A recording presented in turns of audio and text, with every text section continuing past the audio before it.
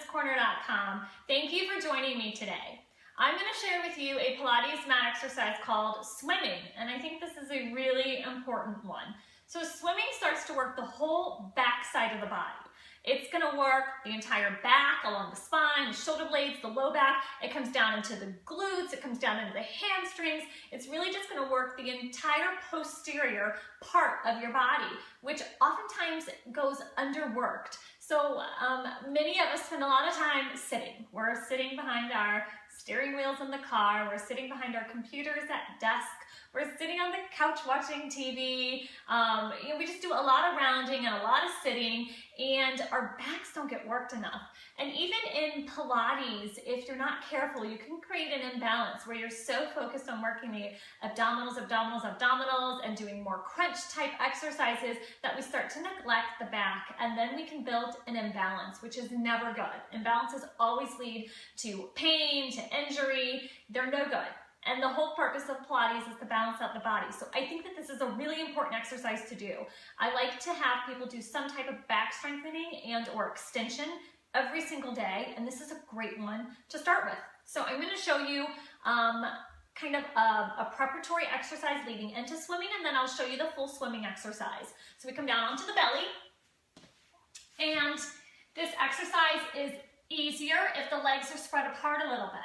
So perhaps you begin with the legs open to the width of the mat, then maybe they come into hip distance, and eventually they might be squeezed all the way together. So I'll do a happy medium. I'll do about hip distance apart. You're going to keep a little bit of turnout. As you go wider through the legs, this exercise is easier and it takes pressure off of the low back. So if you're someone that has a sensitive back, or this is, you try it and it's uncomfortable, then take the legs a little further apart, make sure you've got them turned out, and see if that helps. You also want to make sure the tummy's nice and tight. So our arms will go overhead, and I'm just going to rest down onto the forehead. So my forehead comes down to the mat. When I'm here, I want to take care that I'm not creeping my shoulders up into my ears. I'm going to draw them down, so I use my lats and my lower traps to draw my shoulders and my shoulder blades down the back, arms long. So I'm going to begin this exercise by making sure my belly is really tight. I'm trying to lift it up off of the floor. It may or may not physically do that, but that's the direction it's headed. It's coming up into your body. On an inhale, I'm going to lift my right arm, my head, and my left leg. So I'm doing opposite arm and leg.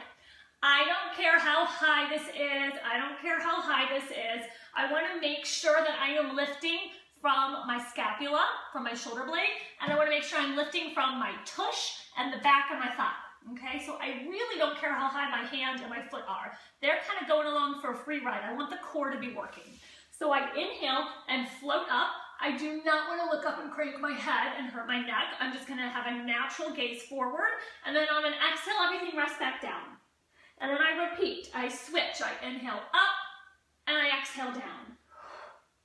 So to warm up, I usually have people do like 6 to 8 of these. You want to keep the tummy nice and tight. Nothing should be painful. And again, I really have no concern with how high things are going. I just want them to be working from the right spot so we don't injure ourselves. So I do about 6 to 8 of those. If you're new to this, that might be enough. You might just start with that until that's feeling really comfortable. When we come into the full swimming exercise, what we'll do is float all of the limbs and the head off of the mat together. So no more opposite taking turns. Everything's going to lift together. And again, I don't really care how bowed the body is. I don't want any pain in the back. I want the tummy tight, and I want the backside working. I want the tush and the legs, and then I want to feel the muscles of the back. So once we float everything up, we're going to flutter. Opposition, like we were doing, arms and legs. We're going to take a 5-count inhale and a 5-count exhale. So the breathing pattern is really similar to the 100, if you're familiar with the 100. And I usually have people work up to like maybe 3 full breaths of this. So I'll demonstrate what that looks like, and as I'm doing it, I probably won't be able to talk. So I will show you. You're going to float everything up, and then I'm going to start breathing in and out.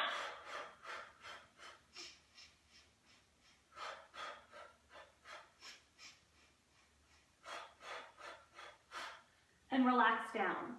I think that that's really nice after that to kind of push back into a child's pose or a shell stretch and just release the back, or maybe come up into a cat-cow position, again, just to release the back. So that is a really nice, it's quick, it's kind of a down and dirty, work the back side, Get that extension, get the length in the body. So if you're someone that spends a lot of time sitting or curled and contracted into your body, do that one at night. Do that before you get into bed. It's not going to rev you up so much that it disrupts your sleep. You're going to feel really good. You're going to feel stretched out. And it's important not only to work those muscles, just to work those muscles so we don't have imbalances, but it's great for posture. You need that.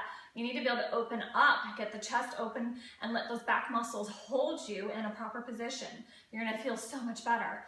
So that's how I started. I start by having people either use the opposite one at a time, just to begin doing some back work, or as a warm-up. And it's a great way to kind of check before you go into the full-blown thing, to check that you are pulling from the right muscles, you're contracting in the right spots, you're not creating lumbar pain, there's no low back pain as you do it, that you've got the tummy engaged. So a few of those, and then everything floats up together, and then inhale for 5 and exhale for 5. I like to work up to doing 3 or 4 full breaths. For most people that's enough. If you can go longer, that's fine. Then add another breath in. And don't forget, you can also increase your challenge and vary it up by the distance of the legs. So you start a little bit wider apart, and in time, you have them squeezed together, so you have those inner thighs engaged as well. So they're squeezing, and you're really just kind of fluttering the legs. Okay, so that is swimming. Try it out. Try it carefully, especially if you have a sensitive back. Just start slow, start small, and build up. It's really a great one. It doesn't take a lot of time, and I said it a few times, but I do think it's a really important one. If you're not using that, then you should be using something to work the back side of the body, often, if not daily, many times a week. All right, thank you for joining me, and thanks for watching, and I will see you again soon. If you've got any questions, you can always feel free to shoot me an email at amandascorner, CORENER, @charter.net. Thank you so much. Bye.